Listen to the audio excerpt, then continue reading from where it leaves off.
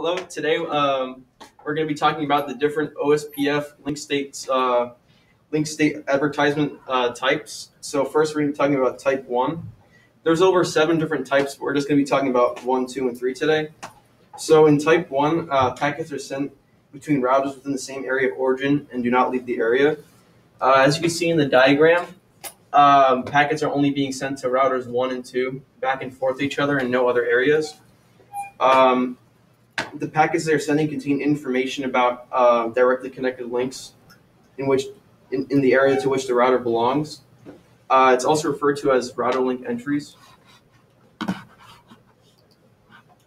right, in a type 2 link state advertisement, it exists for multi-access and non-broadcast multi-access networks.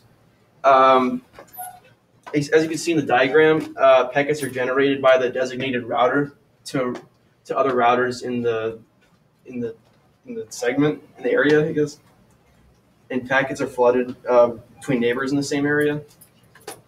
OSPF LSA Type 3. Type 3 LSAs are used by ABRs, which stands for Area Border Routers, to advertise networks from other areas.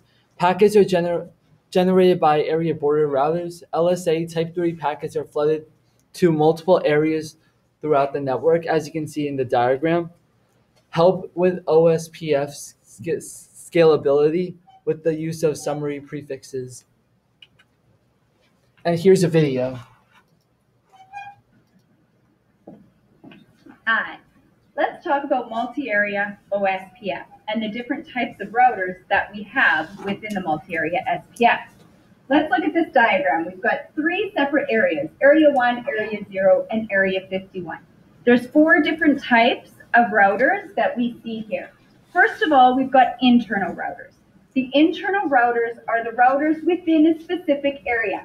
For example, here in Area 1, this is an internal router, this. Those are the 4 internal routers of Area 1. Area 0 has 2 internal routers, and Area 51 has 4 internal routers. So in addition to internal routers, we have backbone routers. Backbone routers are all of the routers that exist in Area 0.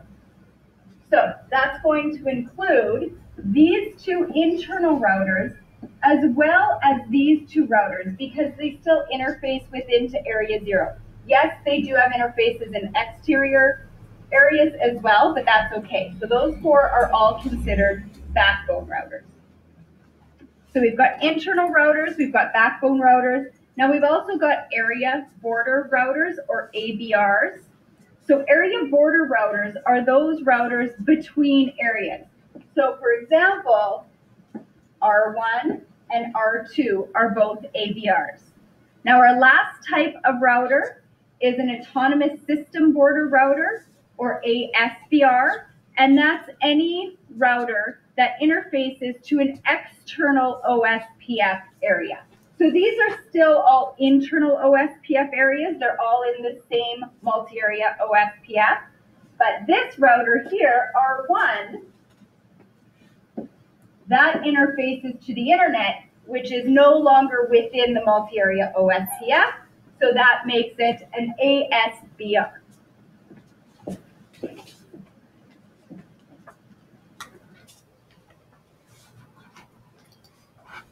Implementing multi-area OSPF.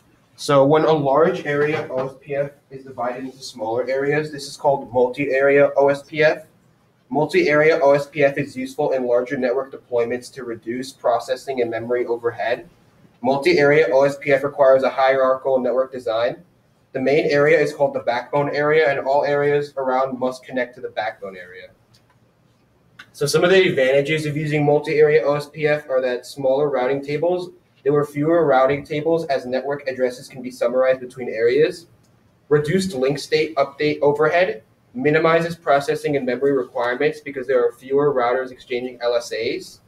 And reduced frequency of SPF calculations. This localizes the impact of topology changes within an area. For instance, it minimizes routing update impact because LSA flooding stops at the area boundary.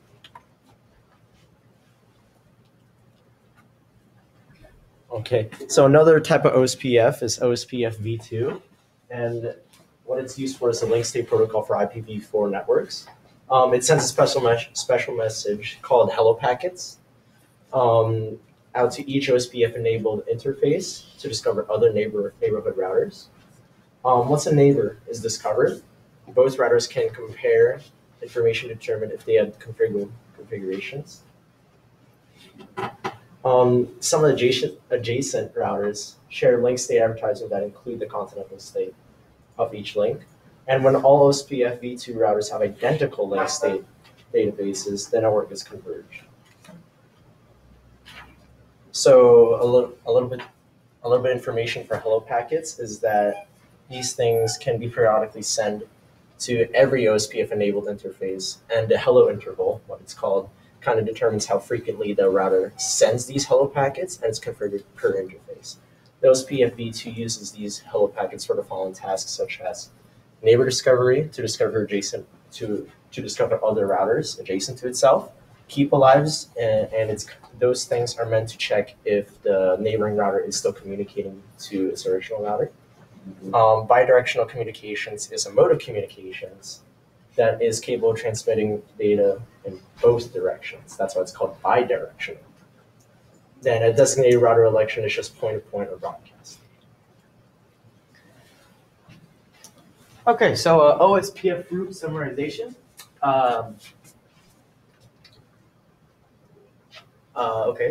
It reduces the amount of OSPF LSA flooding and the sizes of LSDBs and routing tables. So some of the benefits are scalability, improved CPU, and memory utilization, and the ability to mix small routers with large routers are all the benefits of these techniques. A key feature of the OSPF protocol is the ability to summarize routes at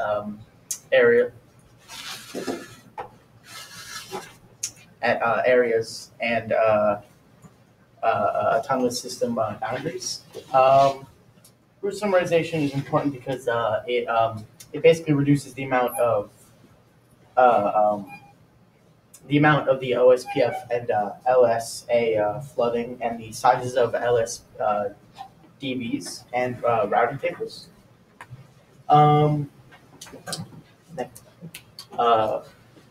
Route summarization is important because it reduces the amount of the OSPF LSA flooding and the sizes of LSDBs and routing tables, which also reduces the memory and the CPU utilization on the routers. In OSPF network can scale to very large sizes, partially because of the summarization. Question 1, what does LSA stand for? Dom? Link state advertisement. You are correct. What does OSPF stand for? Anybody? Dom? Oh my gosh. Open shortest path first. What does OSPF v2 routers periodically send out? Hello packets. That's correct. Wow.